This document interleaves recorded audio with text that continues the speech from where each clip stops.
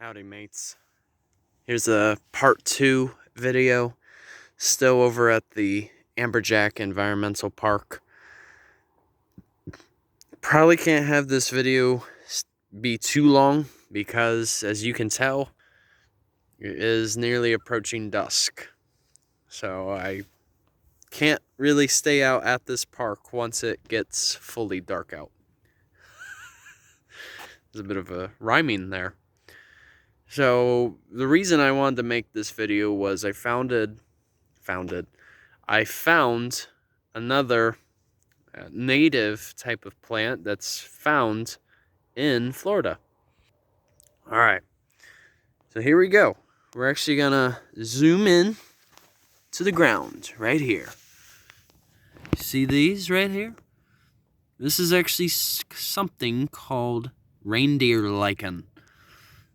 Now, what's neat about the Reindeer Lichen is the fact that you can find these basically in northern regions of the United States and even the southern regions of the United States as well. So in terms of like where they can inhabit, they are very versatile.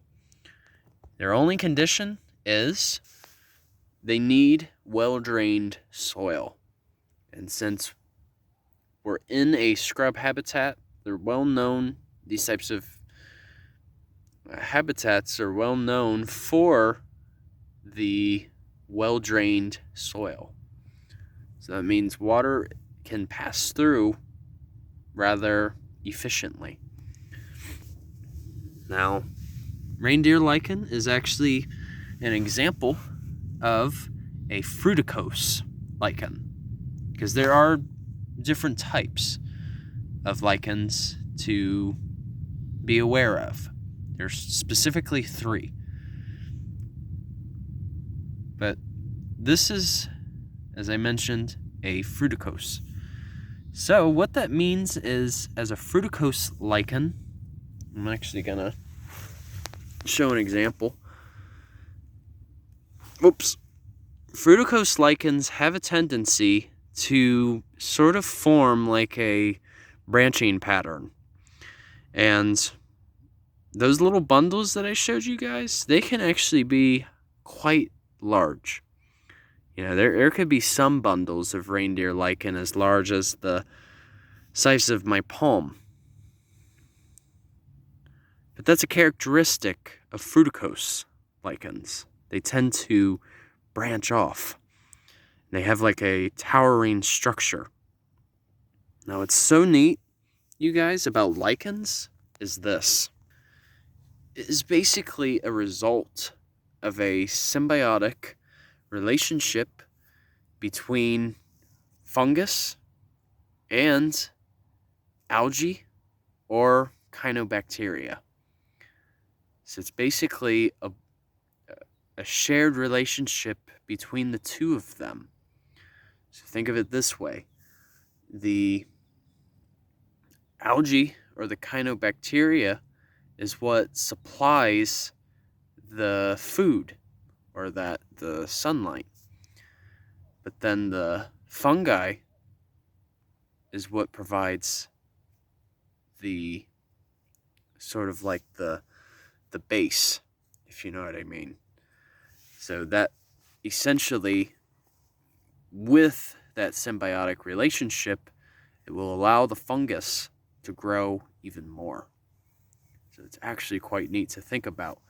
So in a sense, the fungi is sort of like an apartment for the algae or the cyanobacteria. Now, specifically, since we're on land, or let me rephrase that. With reindeer lichen, pardon me, I had to think about that for a second. It's actually a type of algae. And the neat thing is about lichens too, is the fact that they indicate the air quality of a region. So like, if you have a higher frequency or volume of lichens, that means you have better air quality. But then if it's the other way around, so less lichens around in the area, that means there's worse air quality. So there's a bit more pollution going on.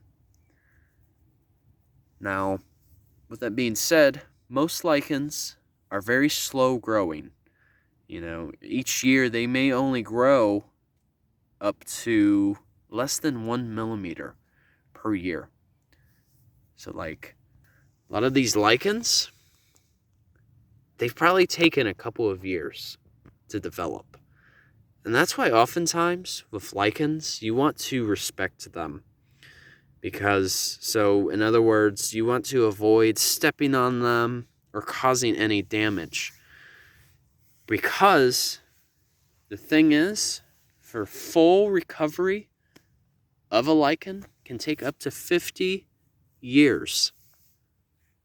50 years. That's half a century. And like, my pops is almost 50. So think about that. You know, say I would step on one of these and completely obliterate it. And it's the year 2021. So you would not see full recovery of that reindeer lichen until 2071. So you figure me, by then, I would be 72 years old. It's crazy to think about, isn't it? You know, just a matter of perspective. And oftentimes, too, even though lichen is a food source, they are indeed edible, they're usually used as a last resort, in case if there really isn't anything else to feed on.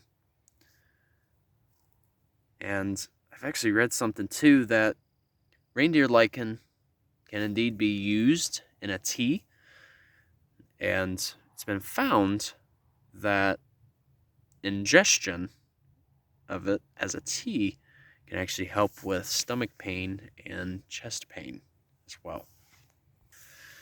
So lichens are a very unique type of organism. There's none other like it. I mean, they are a symbiotic relationship of fungi, and algae or cyanobacteria. So there's nothing else like it. But yeah, you can see that it's practically everywhere. And they actually call it reindeer lichen because since it's been found in northern regions of the world, not just the United States, it's actually been found that caribou feed on them. And that's actually how it got its name.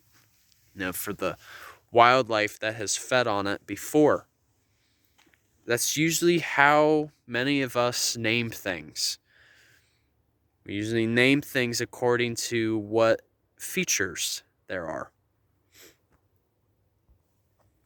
But yeah, it is so cool. I mean, it's everywhere. So yeah, in case if any of you ever decide to visit a place like this, try as much as you can to not step on them. Because, yeah, they're very slow growing and they take a long time to recover. So, all right, you guys, I hope you enjoyed this video talking, me discussing a bit about the importance of lichens and why they're so valuable.